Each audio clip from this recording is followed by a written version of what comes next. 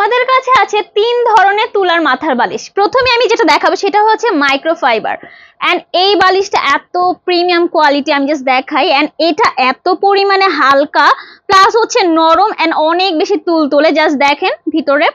Normally যে বালিশগুলো হয়ে থাকে সেটা হচ্ছে ফাইবার বা হচ্ছে শিমুল তুলা, সেখানে আমরা হচ্ছে 900 থেকে 1 কেজি পরিমাণে তুলা ব্যবহার করে থাকি। কিন্তু এই বালিশটা যেহেতু অনেক বেশি নরম এন্ড একদমই সফট, তো সেই ক্ষেত্রে আমরা হচ্ছে 1300 গ্রাম তুলা ব্যবহার করে থাকি। এটা এতই প্রিমিয়াম, যার কারণে হচ্ছে 5 স্টার হোটেলগুলোতে এগুলো ব্যবহার করা হয়ে থাকে। মাইক্রোফাইবারের পর আমাদের কাছে যেটা আছে সেটা হচ্ছে শিমুল তুলার বালিশ। এন্ড এটা একদমই প্রাকৃতিক। এন্ড আমাদের শিমুল তুলার মধ্যে কিন্তু কোনো ধরনের দানা নেই, একদমই হচ্ছে দানা মুক্ত। দেখেন, আর এই বালিশে কিন্তু আমরা হচ্ছে চেইন সিস্টেম দিয়ে থাকি, যার কারণে যখন আপনার কাছে বালিশটা যাবে তখন আপনি চাইলে সেখানে কিন্তু চেক করে নিতে পারবেন। চেক করে তারপর আপনি হচ্ছে টাকা পরিশোধ করতে পারবেন।